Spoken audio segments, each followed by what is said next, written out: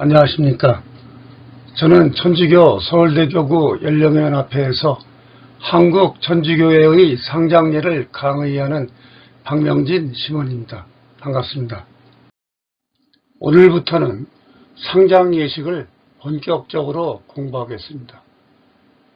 오늘 이 시간은 일러두기부터 제1장 1절의 임종에 있는 독서까지 공부하겠습니다. 상장 예식의 앞부분에 있는 일러두기는 본격적인 예식을 시작하기에 앞서 임종과 죽음에 대한 교회의 가르침과 요청사항, 각 단계의 예식에 대한 해설 등입니다.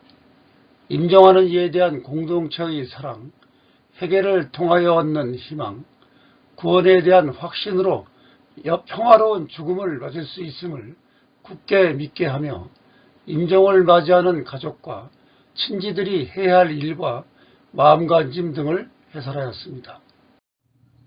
교회는 제2차 바티칸 공의회의 정신대로 상장례에 대해서 개방적인 태도를 지니기 때문에 각 지역의 문화적 전통에 대해 관용적입니다. 그러나 아무리 관용적이라고 하더라도 복음 정신에 위배되는 경우는 파스카의 신비가 드러나도록 변경할 것을 요구하였습니다.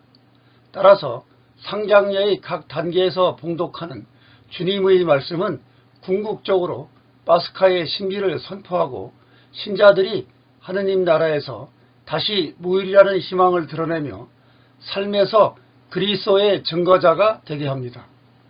또한 교회가 제2차 바티칸 공의회 이전까지 거부하던 화장을 허용하는 이유를 밝힌 다음에 이 예식서에 수록된 순서를 따라 예식 내용을 요약 설명하였습니다. 이 예식서에서 어린이 장례에 해당하는 것은 제3절 세례받은 어린이 장례 미사와 제4절 세례받지 않은 어린이 장례, 제2절 운구와 하관에서 어린이 무덤 축복과 어린이를 위한 청원기도 등을 수록하였습니다. 상장예식 제1장 임종과 운명에 대해서 설명해 드리겠습니다. 제1장은 임종과 운명에 대한 준비사항과 예식을 다루고 있습니다. 제1절은 임종에 대한 이해, 그리고 반드시 준비해야 할 사항과 주의해야 할 점들을 6가지로 정리해서 해설하였습니다. 이어 임종시간이 긴 경우와 짧은 경우를 가정하여 상황에 따라 적절히 선택할 수 있도록 2가지의 양식을 실었습니다. 제2절 운명은 운명한 뒤에 곧바로 처리해야 할 위생적인 처치와 본격적인 장례 준비, 행정수속, 교회 업무 등을 간단하고 명확하게 제시하고 운명한 뒤에 곧바로 바쳐야 할 기도문들을 수록하였습니다.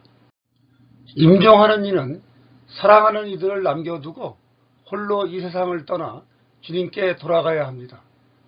자신을 온전히 그분께 맡기고 담당하게 또는 기꺼이 임종을 맞이하는 분도 있지만 인간적인 두려움과 불안 때문에 그동안 잘 간직했던 믿음이 흔들리는 사람도 있습니다. 그러므로 가족과 친지를 비롯한 신앙공동체가 함께 기도하면서 주님께서 무한한 사랑으로 모든 것을 용서해 주신다는 굳은 믿음과 희망으로 모든 것을 그분께 맡기도록 인도해야 합니다. 가족은 조용하고 편안히 임종할 수 있는 환경을 조성하고 병자 성사를 받고 노자 성체를 모시고 기쁘게 주님께 돌아갈 수 있게 해줘야 합니다. 임종하는 이는 가족에게 유언하고 축복합니다. 가족은 십자가나 묵주를 임종하는 이에게 쥐어주면서 화살기도를 바치도록 합니다. 화살기도는 아무 때나 순간적으로 하느님을 생각하면서 마치 자녀가 부모에게 매달리듯이 그때그때 느끼는 정과 바라는 대로 간단하게 바치는 기도를 말합니다. 화살처럼 직통으로 하느님께 간다고 해서 화살기도라는 이름이 붙었습니다. 예를 들어 아이고 예수 마리아, 하느님 저를 살려주소서, 주여 저를 도우소서, 이러한 것들입니다.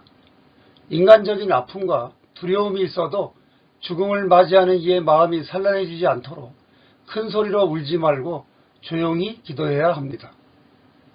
상장 예식에 수록된 임종 예식은 시간적으로나 상황적으로 이 예식을 거행해도 문제가 없을 때 사제나 평신도가 주례 합니다.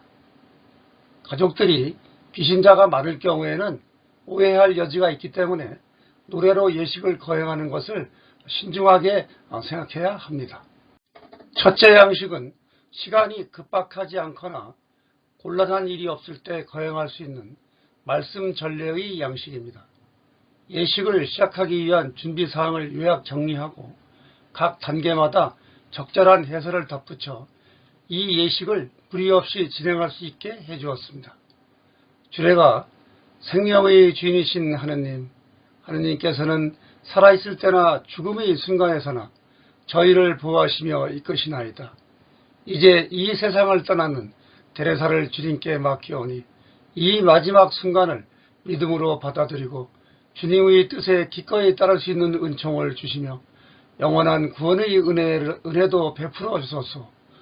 이렇게 시작 기도를 바치면 함께 모인 이들이 아멘 이렇게 응답합니다.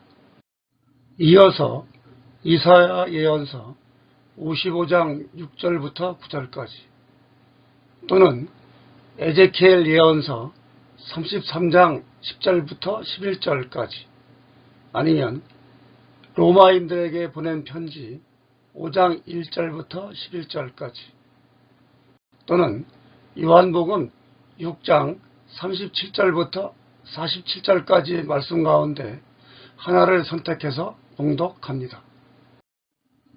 첫 번째 독서인 이사야서 55장 6절부터 9절까지 말씀을 해설해 드리겠습니다. 구원을 받을 때는 바로 지금 이 순간입니다.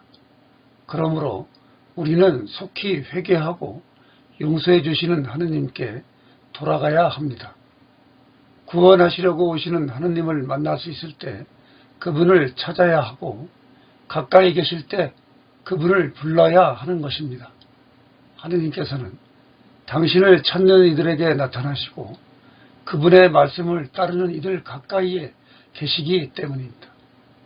죄가 있는 사람은 계속 죄로 빠지려는 마음을 버리고 의롭지 못한 사람은 자기 행실을 버리고 주님께 돌아오라고 부르십니다.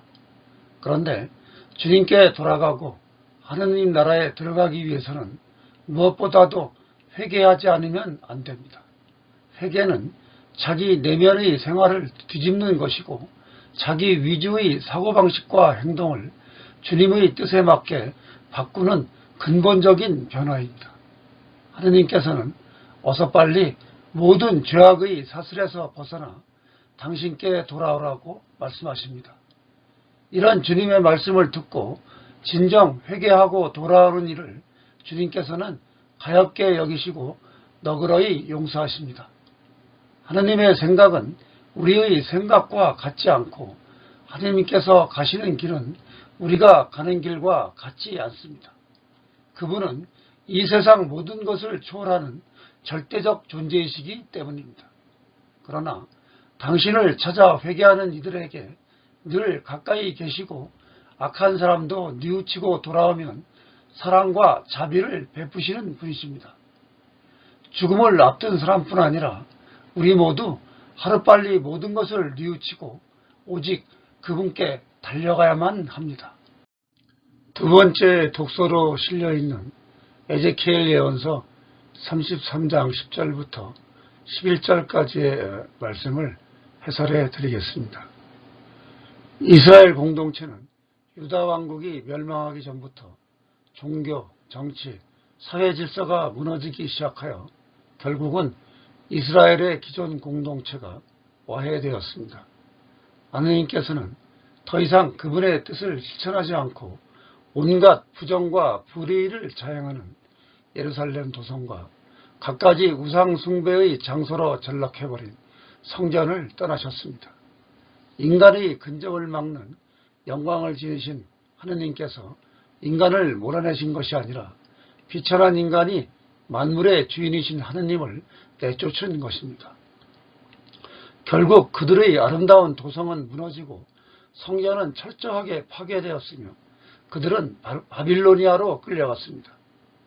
그들에게 닥친 징벌은 그들의 죄로 인한 결과일 뿐입니다. 그제서야 세상의 참된 주인이 누구이시고 그분께서 계신 곳이 어딘지 깨달았습니다. 그러나 이들에 대한 심판과 징벌은 결코 끝이 아니라 과거의 악행을 모두 씻어내고 새롭게 시작하기 위한 정화의 몸부림이었습니다. 우리도 과거의 잘못을 되풀이하지 않고 올바르게 살고 죽기 위해서는 우리 자신을 온전히 바꿔야 합니다. 하느님께서 우리에게 원하시는 것은 우리의 굳은 마음에 대한 심판이 아니라 온전히 뒤바뀐 우리의 회개에 대한 당신의 관용이기 때문입니다. 그러나 하느님께서는 회개한 죄인을 용서하시지만 끝내 주님 품으로 돌아가기를 거부하고 회개하지 않는 사람도 있습니다. 그런데도 하느님께서는 죽음을 앞에 둔 그런 사람뿐만 아니라 함께 모인 우리까지도 애타게 부르고 계시는 것입니다.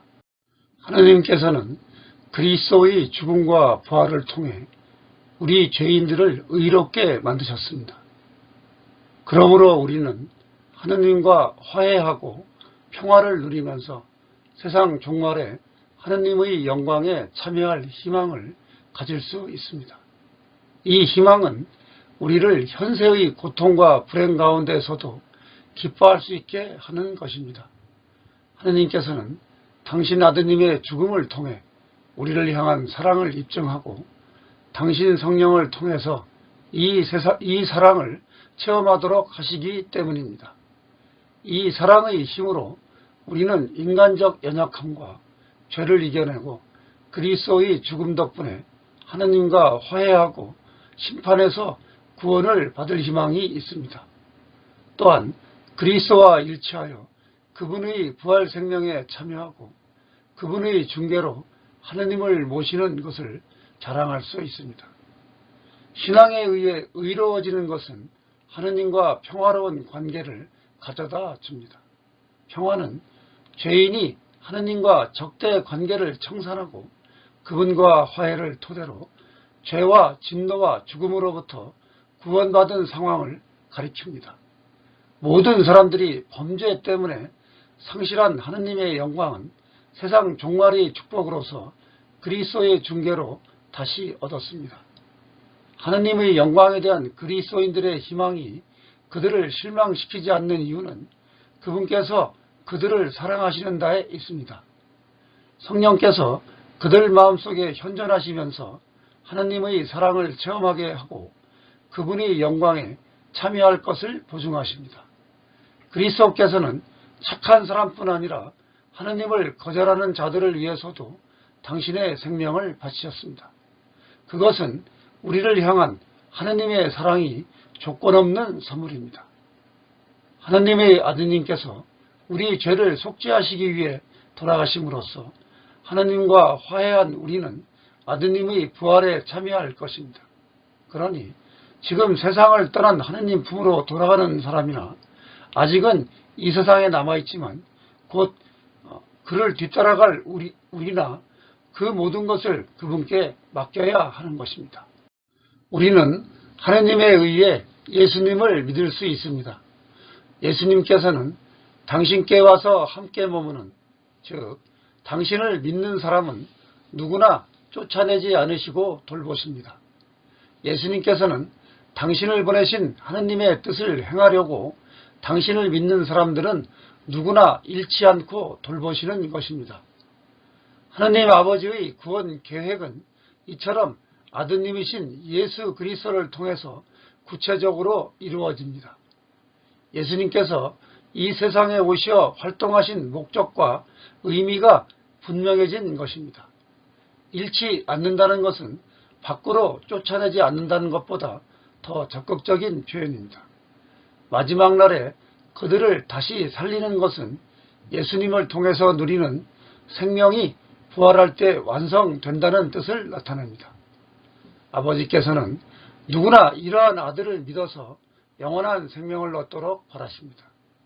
아들을 본다는 말은 아버지로부터 파견된 아들을 올바르게 알아차리라고 촉구하는 의미도 있습니다. 이러한 눈으로 아들을 보는 가운데 믿음이 실현된다는 의미로 이해할 수 있는 것입니다.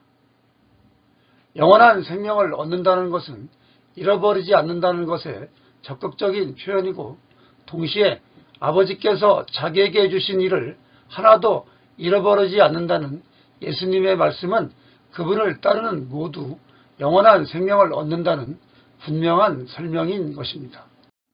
오늘 강의는 여기까지 하겠습니다. 다음 강의는 죄의 용서와 자비를 구함, 여기부터 하겠습니다. 감사합니다. 안녕히 계십시오.